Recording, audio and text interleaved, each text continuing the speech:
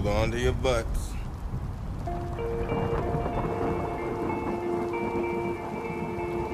Don't move, you're surrounded by armed bastards. What are we going to do? Well, I say let's get out there and twat it. Welcome back to the Cabin Night Podcast. I'm Rob. I'm Jake. I'm James. This episode is a discussion around arguably one of the greatest pro wrestlers ever to lace up boots. That is The Undertaker. So before we get there, grab a drink, make yourself comfortable, and enjoy the discussion. I am going to read a little bit of paper for this first bit because I've got a little bit of research done. Homework, shit. Mark Calloway, better known as The Undertaker in WWE, was born in Houston, Texas on March the 24th, 1965. Before his wrestling career, he took on a basketball scholarship and played for the Texas Wesleyan NCAA team during the 85 to 86 season. Once that season finished, he decided pro wrestling was for him. He wrestled his first match on June the 26th, 1987 for World Class Championship Wrestling as a mass wrestler, Texas Red. He lost, but do you know who he wrestled in his first match? I feel like I do know that, actually. Absolutely not, no. Is it Abdullah the Butcher or something like that? Sabu.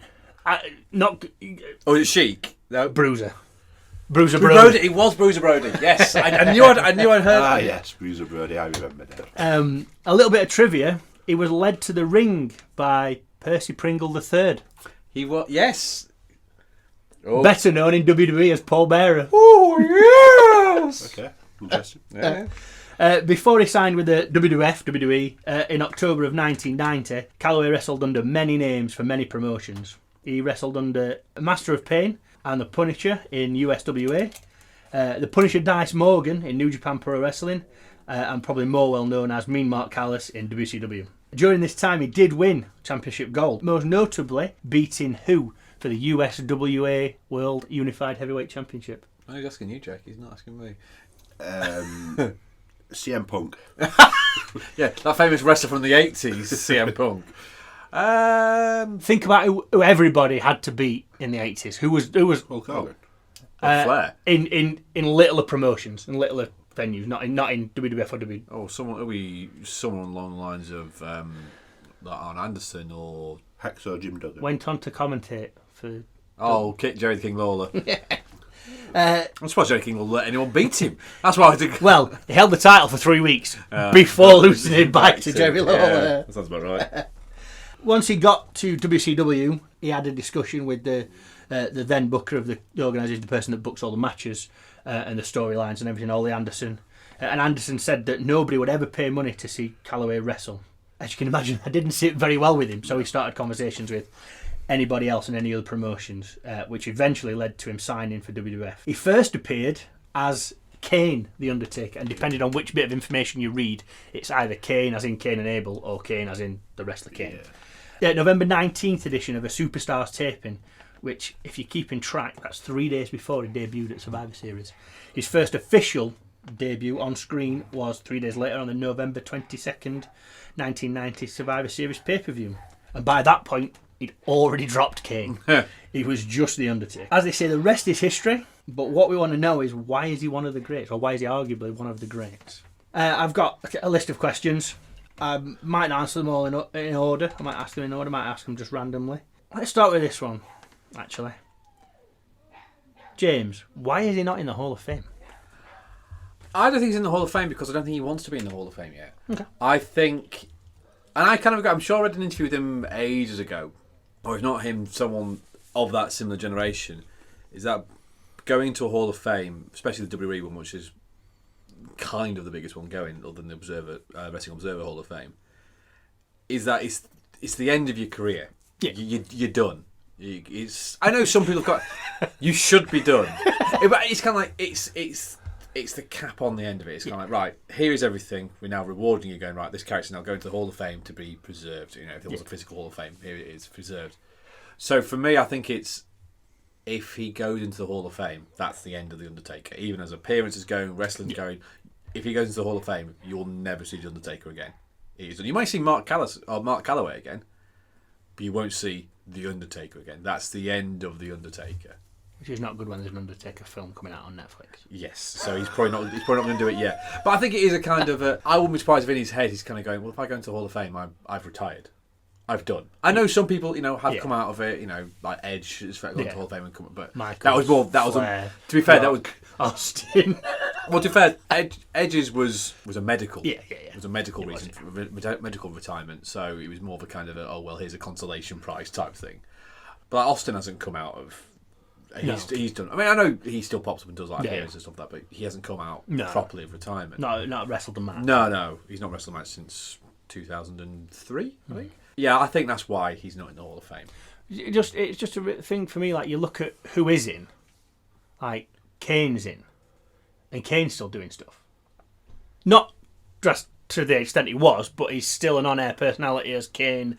All right, he's corporate Kane most of the time now, but I think it's because it's a personal choice. They'll have asked him, and he went, yeah. But then also they were very open with the fact that Kane has done a lot in his, Glenn Jacobs has done a lot in his career. They're very open with that now. Like, oh yes, he was also the Unabomber. He was also Isaac Yankum DDS. A weird dentist thing. But also, I think it was a political thing. I think WWE like the fact they can go, a Hall of Famer is also Mayor of Knox County. Yeah. So it's a very political shrewd move on their part. I think they've got to do something. Haven't they?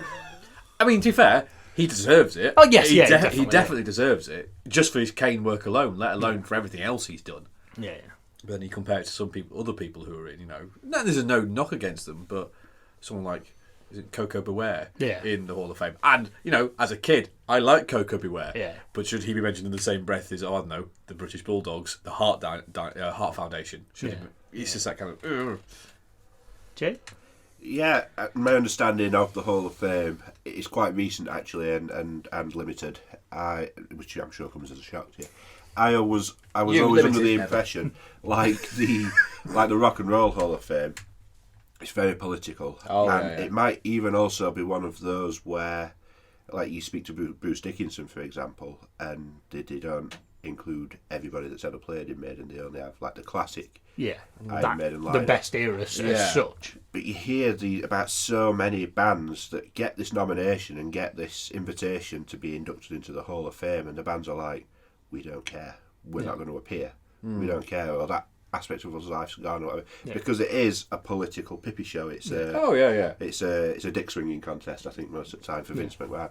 So I wondered whether there was any of that to do with it. I know that when Mark Calloway decides the time is right, Vince will bend over backwards to make sure it's done.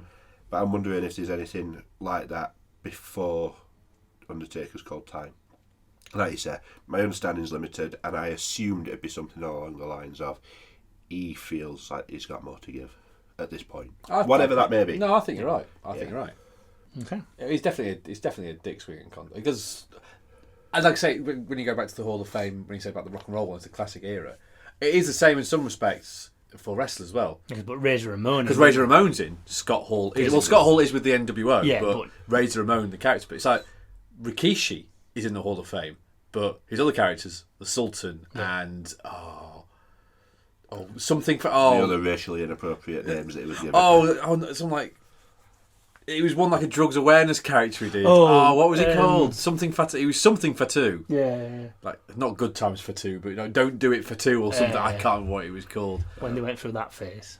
Yeah, the really bad phase. So it's certain characters, and it's the Godfather in the Hall of Fame, not necessarily Papa Shango or Karma. Yeah. I mean, understandably not Karma, but so it's like they're inducting character. So it's a classic character for a lot of people rather than their entire career. So I suppose that asks an interesting question then. Will Mark Calloway be inducted, or will The Undertaker be? It'll be the Undertaker. That's what I was just going to say. But like, Undertaker, Mark Calloway, I'm not one in the same, I suppose, but in WWE, that's all he's been. So it's got to be The Undertaker, because they don't like to... Fame, if he'd been in... Well, I suppose he could go in as me, Mark Callis, and they could put the what were the skyscrapers? Who's in the skyscraper? Dan Spivey. Yeah, they might do that. It was Sid Vicious, weren't it, originally? Sid Vicious and Dan Spivey. So. And then Vicious left, and then, or Justice, depending on which version of wrestling you watched. And then Taker came in, or Mark Callis. Yes, they might. Would they not induct the American Badass then? or would he be the dead man? No, because it's kind of part of the whole. It was It's still part the of the dead whole. man, He was still the Undertaker. Yeah. He was still the He Undertaker. although he changed his look, he didn't change the gimmick as such. It was just a more modern version of what. Yeah. Well, he did because he lost all the supernatural stuff. Well, He wasn't doing any. There was little bits towards the end when he was starting to knew come he was going back. to come back as Yeah. the Dead Man Taker. I don't know if you can touch this later. Do you know why they did that? That was actually because he was thinking of leaving. So Kevin Nash was in touch with him, going, "Oh, we want you to, come to WCW." And he went, "I don't really want. I'm here. He said, "Oh, we'll let you do what you want. Because he is a big biker at heart. He likes rock. He likes metal. So, we'll just let you be you. You'll come in as Mark. You'll be this biker, badass dude. You'll come in and you'll just wreck shit and leave." And he's like, "Oh, I like that." So Vince obviously kind of got word of this. Went, "Well, do you want to do?" Because Vince doesn't want to let him go. Yeah. So well, do you want to do that here? He said, "Well, is it really going to work with the Undertaker character?" "I don't care. Do you want to do it here?" So that's kind of why it was. But that's kind of why it was born. Yeah. Because he was going to do that. No, not exactly the same, but that type of character in WCW. Because Kevin Nash has talked about it since, saying that's what they offered him. Because his contract was up. Because he left to rehab an injury at the end of '99. So Yeah. that's why he was away for a long time. So I think in that time his contract was up. Yeah. But he ended up re-signing it. Because it were a longer period of time he were off for, weren't it? Actually. Yeah, he was off from about summer '99 to sort of 2001? 2000. He came back Judgment Day. April, May 2000. Yeah, So Judgment Day. about 9-10 months he was Yeah. off, which for him is a long time. It's a long time for him to be off. Okay. Well, that actually leads nicely into a question. What would have happened to Taker if he'd have gone to WCW in the Monday Night Wars? I think, like I say, he wouldn't have gone to WCW as Undertaker. He'd have No. gone, even not this bike kit, he'd have gone something else, But in the long run, I don't think it would have done much to help WCW. WCW was already in the early throes of his death, his death struggle by this point. So I don't think it would have done too much to change WCW's fortunes. I mean, probably been a bit of a spike, Yeah. but Not enough to. not enough. And the writing was still pretty bad, and the booking was still pretty bad at that point for WCW. So I don't think it would have made too much of a difference to WCW's outcome. What about Taker? Would he still have been? I think it. Would he still be where he is now, knowing that he'd have gone for probably? Well, if that were '99, he'd have gone for what? 2 years. About almost 2 years. Yeah, Yeah. 2000 March 2001, WCW folded. Would he have been one of these wrestlers now that's gone through TNA and Impact and all them? I think he'd have retired. You think he'd have retired? I think he might have done the TNA circuit and stuff like that for a bit, but I think he'd have retired. I think he'd have retired maybe about 10 years ago. I think. Interesting. Why? Why would you think he would have retired? Simply because the caliber of opponents wouldn't have been good enough. I mean, yeah, okay. So let's say TNA, he would have been able to fight AJ Styles in his prime, Samoa Joe in his prime. Sting, to be fair, towards the end of his prime, we would have finally got the Sting Taker match. Well, not quite Sting Taker. We would have got those two. On the opposite end of that, he wouldn't have had those fantastic matches with Shawn Michaels, with Triple H, with CM Punk. Yeah. He wouldn't have faced. Considered the golden age of Taker's WrestleMania streak. His early, the original run Brock had, not so much later, but the original run Brock had. Some of those matches were brutal. They just was it the Unforgiven Hell in a Cell? No Mercy Hell in the Cell. No Mercy Hell in a Cell. They just battered the shit out of each other, and because there were two guys who just went, "No, make it real," bang, and it's brutal to watch that match. Yeah. But that's because they like to push each other. Yeah. They really got on, so we wouldn't have had these really good matches. I don't think it would have been a very different career, but I don't think we'd be talking of Undertaker in the same manner we are today. Yeah. I think he would have come back eventually and done a little bit. But would he have been in the Hall of Fame, to go back to another question, by now if he'd have done it that way around, if he'd have gone? I think so, but he wouldn't have been because obviously if he goes into the Hall of Fame, he's a headliner. Yeah. I think if he'd gone to the if he had gone and come back to that, he wouldn't have gone in as a headliner. Yeah, maybe to quote festivals, maybe a sub headliner or main best special guest, but not the headliner of the year. I think. What do you think on that? Yeah, again, my understanding of WCW certainly at the time and the possibility of him moving promotions is limited because I never watched WCW. I was old enough to watch the Monday Night Wars. There we go. I remember the Monday Night Wars, but I didn't watch WCW's. I didn't have access to WCW. It started to be shown on Channel 5, I think, towards the end, but that was kind of it. When we had Sky, there was the TNT channel, so we got. Oh, see, we played Monday Nitro was on a Friday night, like much like Raw was and stuff like that. So it was aired differently, but so because of that, I couldn't say anything that you would consider an educated guess. It would be pure speculation for me. So with that in mind, I think he'd have probably become a cross-dressing version of the Undertaker and maybe wrestled in a long black dress. Gold Dust. Yeah. Oh yeah, there's a thought. It'd become the Gold Dust character. That's another thing. Taker didn't make a thing about Taker's streak until well into the noughties. So his career has really been sedimented by that point. I remember. Sedimented? Cemented, not sedimented. The first time I remember him really talking about it was 19. Him and supposed to be Nathan Jones. Oh, versus A-Train and Big Show. And when he got out of the ring, he counted to 10 on his fingers and held them up like that. Not to be an arse, but that's actually not that much. That's Ric Flair the year before. Was it? Yes, it's 18 now. Was it? 18 was his 18 was 10-0. Yeah, Rob, how do you not know that? I can see him vividly going, doing that with the fingers. Yeah, because I remember, looks down and counts so far, and then he brings him up and he holds him up above his head, didn't he? Yeah, that was the first time they kind of went, oh yeah, he's now 10 matches undefeated at WrestleMania. But it wasn't really until Randy Orton fought him at WrestleMania 21 that the streak became a thing to beat. Yeah. And that was at one, I think. Because that was his Legend Killer gimmick, wasn't it? Yeah, I think so if that was 10, 11, I think he was 13 or 14 and out by that point. So it was kind of, this is now a thing to try and beat. Take notice. Yeah. It's around the 70, 80 points mark in a 147 breaking. Yeah. What? When you've got to about 10 reds-ish, that's when you're like, ooh. So the commentators start, early on in the match they go in, he won't even be thinking about that right now, he'll just be thinking about securing the frame, and then they get to about 80 and it's like, he'll be thinking about it now. So you've got a habit so far of leading the next question without leading the next question. Oh, good. So should the streak have ended at WrestleMania 30? This is a very big question. Should the streak have ended at WrestleMania 30, or at all?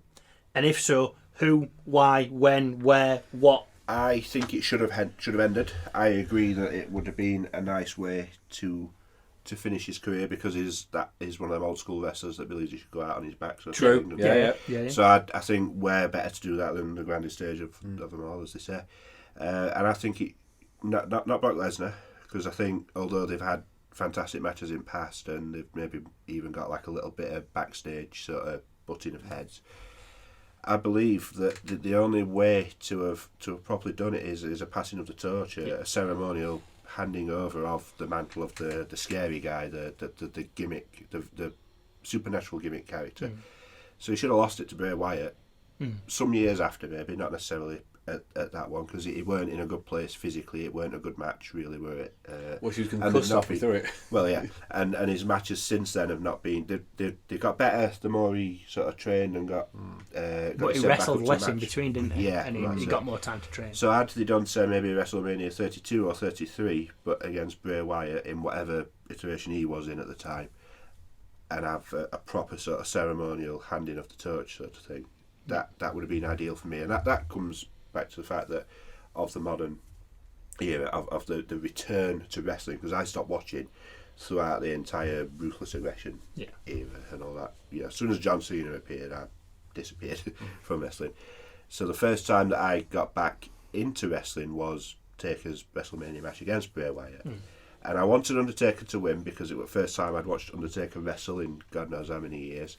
But I also wanted Bray Wyatt to win because he was invoking them feelings in me that I had watching Undertaker the first time round. So I think he would have been the perfect person to not only end the streak but end his career effectively. And then that would have been it. Undertaker's gone, and none of this. I'll come back if Vince wants me to come back. If he's stuck and he's in a hard place, I'll come back. None of that. He's done. Yeah. And now Bray Wyatt is that, not that character, but he's that. He fills that hole. Yeah, absolutely. I agree to some extent, but Taker is an old school wrestler, so he should go out on his back. That should be the end. That's the end. If you're finishing up you go out on your back, you put the next guy over. By the same token, he's not an ordinary wrestler. He's not any other. He is a really big character that was always there for the WWE and WF through thick and thin. You know, when WF was losing the Monday Night Wars, he was still there. Yeah. You know, they tried many times to make him jump and it never worked. He was always there. So I think it should be one of those things that would never be beaten. It's like, nope, he was never beaten. He went out and back. Because it's, you know, let's be honest now, the streak came up naturally by accident. Yeah. It just so happened every year that he was booked to win because that was the way the story was going. And then it was kind of like, oh yeah, we've got this streak now. So the only way they could replicate that now is by really planning, right, we've got to let's make this new streak now with this new guy, which means this next person has to stick around for the next 20 years, which is probably not going to happen. So it'd be nice to have it as this unattainable thing that's never beaten. No one ever beats it. It's just there, you know, unless they're very lucky and they get some rookie who is a lifer, you know, and you know has no controversies. He's always there. Really, a team player, doesn't do anything stupid. He's always there. Doesn't get injured. All that type of thing. But if it was to end, I do agree it shouldn't have been someone like Brock Lesnar. It should have been someone who could have really used that way of being put over. Because Lesnar didn't need it. Lesnar was... Okay, Lesnar arguably then went on to make a new interesting character, just going, I'm going to kill you now, and you're going to like it. Yeah. You know, because obviously in that year he then basically suplexed John Cena to death. Yeah. So it was a good SummerSlam. It was a fantastic match. So in that respect, it did do him some good, because like, well, Lesnar is the beast. He can beat anybody. He can kill anyone.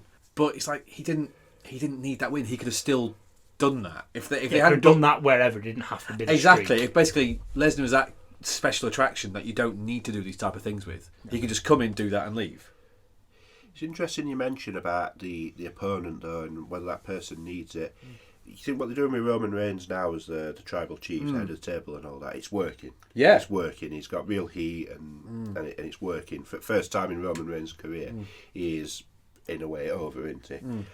Going back to when he beat Taker at WrestleMania, and he came out that next night on Raw, that was just one of the most incredible things, that he came out to a chorus of boos, which was standard for Roman Reigns at that point in his character. Stood in the ring for what must have been 2 minutes, just looking. It felt like an eternity, but yeah, it was probably only a couple of minutes, yeah. And said, what did he say? He just stood there and just went, deal with it. And then walked out. And that is the best promo he ever... Well, no, since... And if they'd have brought the tribal chief thing forward to that point and kept that heat, people would have legitimately hated him, as they did, for beating Undertaker at WrestleMania. And we'd have all liked Roman Reigns a bit sooner. Yeah, I completely agree. That, I mean, okay, it would have solidified even more that he's the golden boy and he's chosen. He's beaten the god that is WWE. He didn't carry on that heat, did he? No, because they tried to keep him as a face. Yeah, that's why. If they didn't make sense. No, you look at all of the greats, like Austin and The Rock as two sort of predominant figures of my sort of child watching wrestling. They started out as heels. They were, I suppose, heels. Well, Rock didn't. They turned Rock heel because put your hand on the screen. Austin's ringmaster. Yeah, okay. Austin's early career is not great. Okay, they're famous. famous. Yeah, they're famous for starting off as heels. Yeah. I get what you're saying. So yeah, I think Reigns would have been a good shout. I'm trying to think now who's quite big. Okay, I know I'm one of the few people who really tout for this guy, but someone like Cesaro.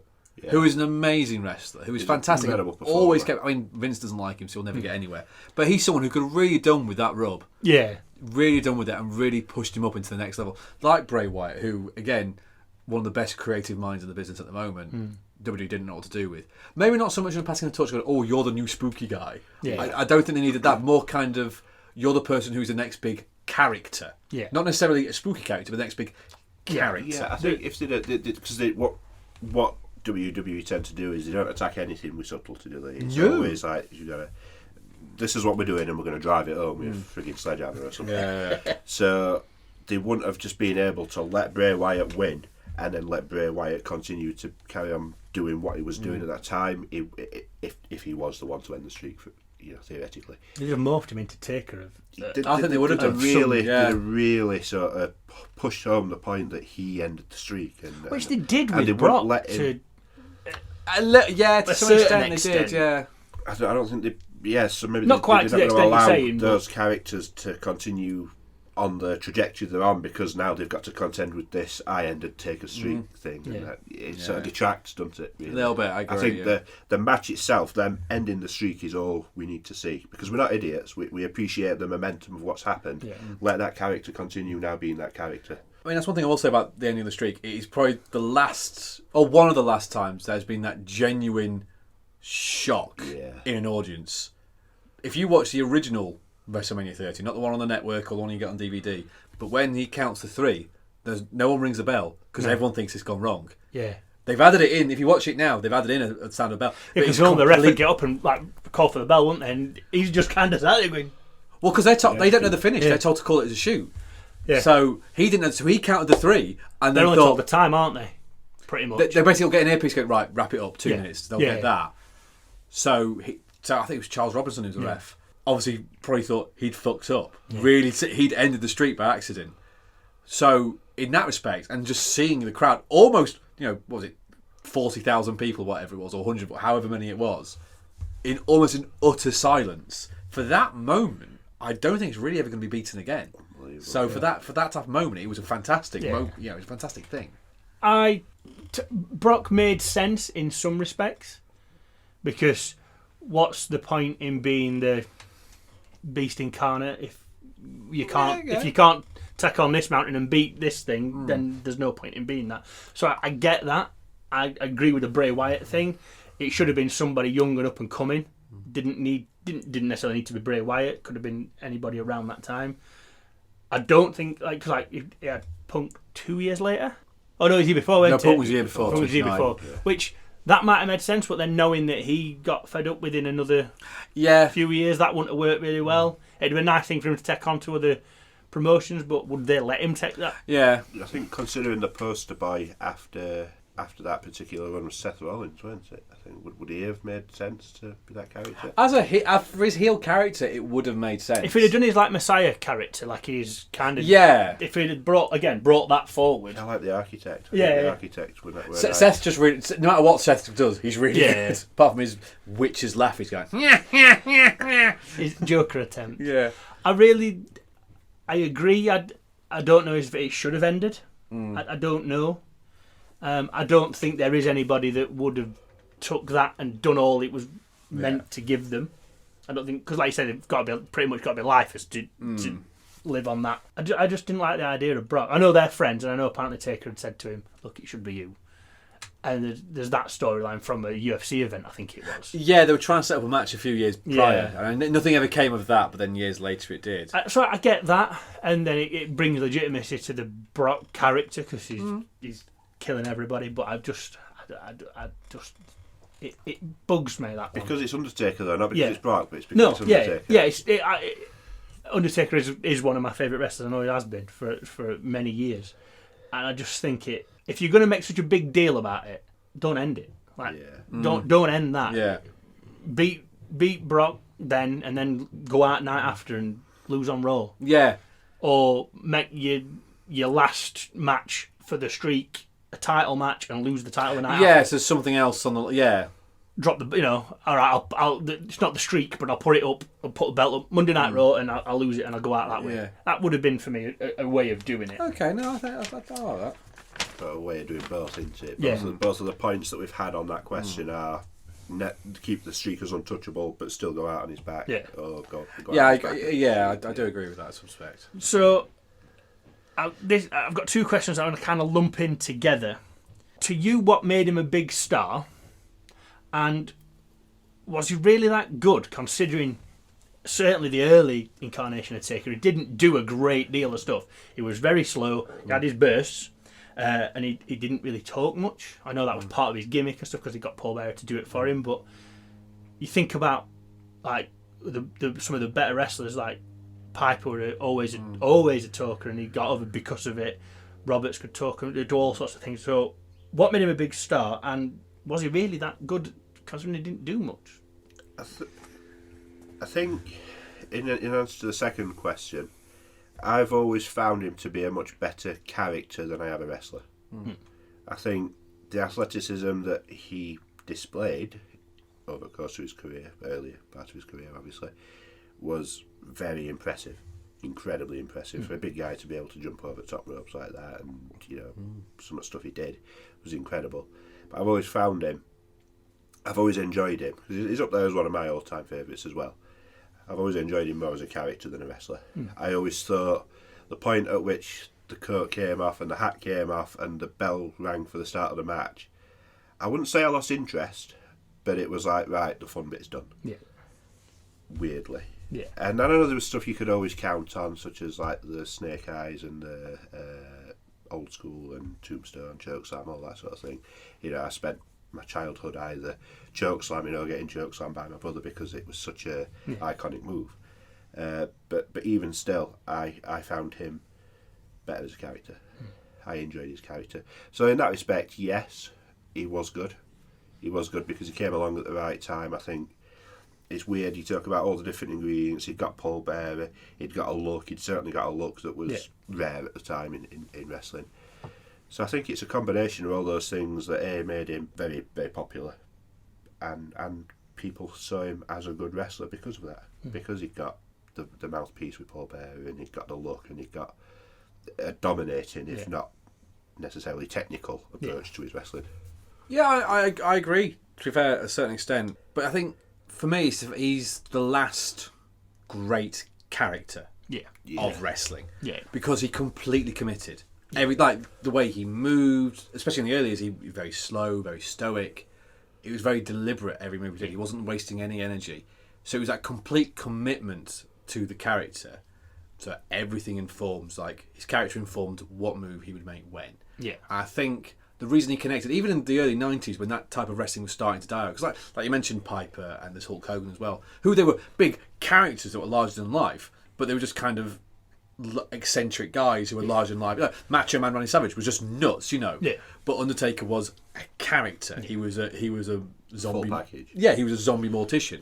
And I think people, even in the 90s, bought into that because there was so much commitment to it. Yeah. He just went full, which is why everyone went with him when he suddenly became a cult leader and started trying to embalm Stone Cold Steve Austin. We'll embalm him.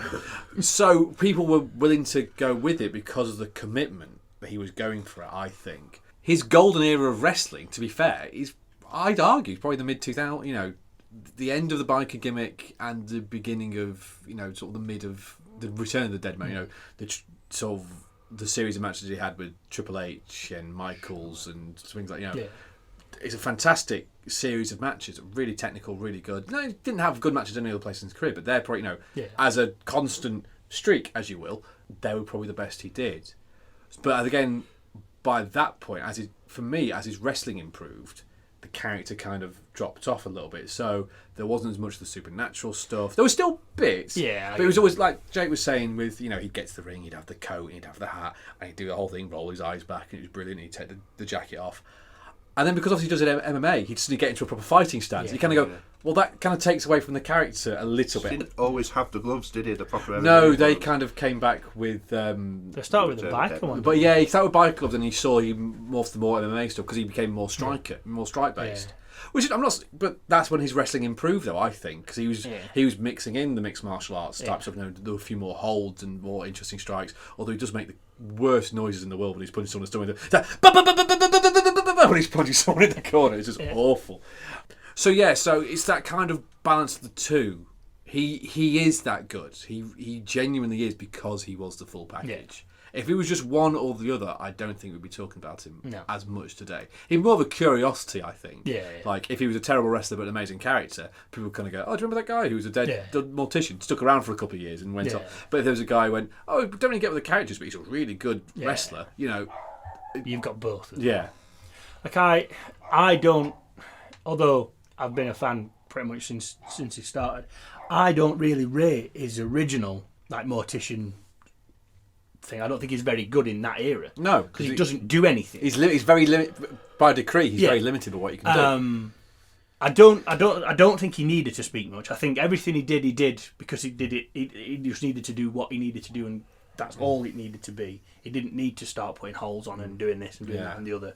He didn't need to speak. He'd got Paul Bearer to do that for him. So for me, I think that his best wrestling era was from the corporate ministry, the ministry. And I would agree with the ministry. I think that going up to the. I know there were the whole back a bit in the middle of that, but going right up to say the match with Michaels and Triple H, that period for me was his best wrestling. I would agree because he dropped in the corporate in the ministry he dropped a lot of the slow zombie mortician, but he was still very dark, and he said himself, we need to change that because we were going to a place where we were going to have to do something really bad in order to make it still continue on that line.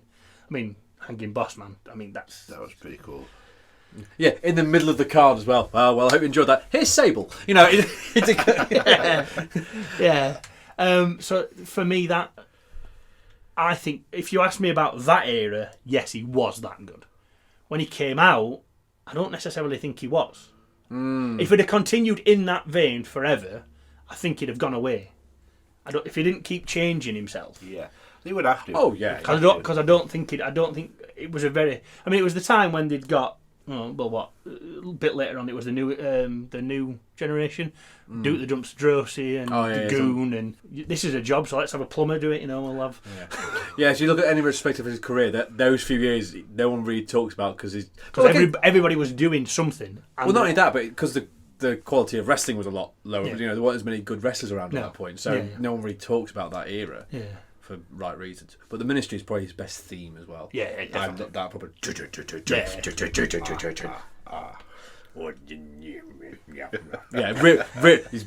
That's his best. I'll take that over the Funeral March any day. Because Funeral March is good, but I agree with that. No, but no, I mean not the funeral because obviously he came out to a Funeral March, but the original run, sorry, but the gong and what he has now. Yeah. And he's fine, but because it takes so long to walk to the ring, you get so bored. At least with the Ministry theme, he walked quickly to the ring as well. I disagree. But I think he's really slowed that down because when he was the original funeral mortician, the ramps were a lot shorter back then, but it didn't seem to take as long. No, he still walked. Well, there wasn't as much stuff because there was no smoke, there was no pyro, there was no lights. You just came out in daylight because there was nothing else to do. So he had to walk quickly. So everyone went, God, he's taking a fucking age. I think that was all part of the character, though, weren't it? I think that they spoke a lot certainly when he returned as a dead man, and he really started taking his time with that walk. They spoke a lot about not so much his walk to the ring, but what the guy in the ring was feeling. Yeah. And I do remember, I don't know if it was WrestleMania, which WrestleMania it was, but you've got Kane unmasked, obviously. 20. Thank you. And I remember the look on Kane's face. Kane, who was obviously one of the few wrestlers size and. He had buried his brother not 6 months before this point, though, as well, and he's come back. Yeah, but obviously it's all within the story, isn't it, and what have you. But something that obviously Glenn Jacobs did at that time is he played his part of the Undertaker's entrance just as well as the Undertaker did. Yeah. So and for that reason, having watched that one and sort of obviously all the ones that have come since, I like the fact that he takes his time because it's almost like a mind game with the guy who's in the ring waiting. No. I do agree. I'm not. I do agree with that. I'm just saying, as actual music goes, I prefer. Taste into it as well. It certainly sounded better to put on and listen to. But in terms of the whole, the theatre of it and the image of it. Yeah, I mean, every entrance he's done at WrestleMania has always kind of now been based on what he did at 14 when he originally faced Kane, because that was the first time they had the Druids with the sticks and stuff like that, and he came out then to a version of the Ministry theme, and it really worked then because he was walking slowly, but it wasn't overly slowly. So I thought that was. But I do agree with what you're saying. I do agree. Last couple of questions then, I want these as quick answers. Oh, okay. Did the American Badass ruin the Taker gimmick? No. I wasn't as enamoured with it, but I weren't also put off him, so no. He made it was the commitment. He made it work, so I don't think it damaged him. The only mistake there was Limp Bizkit. So no, the mistake was Kid Rock. It wasn't Limp Bizkit. Yeah. In the Last Ride documentary, he says, I didn't want to become a parody. I don't want to. And he says one thing in particular. He didn't want to outstay his welcome. Did he outstay his welcome?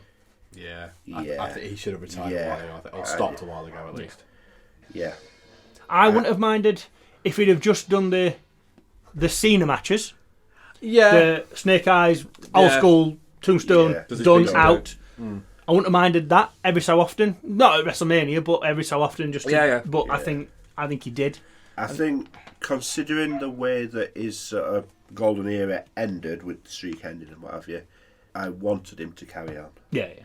But I think the route that they took, either as a creative or as a character or whatever, wasn't right. So yes, I would have wanted him to end had the ending worked. Yeah. But because it didn't, I did want him to carry on. But yeah, he's still outside as well. I didn't see the point in losing to Brock, beating Bray, losing to Roman. Yeah. That didn't make sense. He should have lost to Brock, Roman, done, together, or Brock, Bray, and then Roman, or whichever way around, and or put Bray last, and then you carry on with you're going to be the new. Did he ruin his legacy by outstaying? No, I don't think. I think he's done too much to ruin it like that. He remains one of the greatest. I think, despite the sketchy matches towards the end of his career. I mean, we've not talked about that Boneyard match. No. Did that redeem it in any way? I think it was a good way to go out. Yeah. I think it was an interesting way to go out. It's reduced his limitations. They could cut around them. And AJ is definitely the sort of guy you want to be putting over. It is. I mean, AJ, again, I would argue didn't need to be put over. Need it, but then, because it was AJ, I would like to have seen a proper match between the two of them. Because I think AJ could have dragged one last the Boneyard match, and then, all right, you beat me in that one, but that was more your element. Now come to mine, kind of thing, and do it that way. Yeah, that would have been interesting. I think we've kind of covered this one, but quick answer: favourite era. As the whole thing, not where he was better wrestling or his gimmick was better. The era that I watched most of, and that was the Ministry. Yeah, Ministry era. I thought that might be the case. Yep. Last one. It's a ranking question. Ooh. So you've got 10 people to rank. Okay. Oh. You've got Hogan, Michaels, Flair, Austin, Jericho, Rock, Taker, Sting, Triple H, and Andre. Put them in an order of the GOAT. I know we don't talk about the GOAT as such, but okay. Austin at the top for me, again, because that was the year I was totally sold on the whole Texas Rattlesnake, so he's in number one easily. I would put... Can I see your list? Yeah, I'm going to look at the list so as well. I would go Austin, The Rock, Triple H, Michaels, Undertaker, Wow. Hogan, Jericho, Flair, Andre. Wow. Okay. That's actually quite shocking. And again, I think because he's the all-round package, I think Taker is number one for me. I think Taker is number one. Then it would be Austin, then Rock. I think for me, Michaels and Jericho are a little pegging. I think they're the same for what they've done. Michaels for his ingenuity, Jericho for his longevity. I think Jericho's managed to... Absolute ability on the mic. His ability on the mic and the fact he's been able to reinvent his character. It's never been unbelievable what he's done. It never feels like a departure from the last thing he did. No. He's always been an unbelievable evolution. He's never gone something completely ridiculous. Sting's an odd one because I never really saw...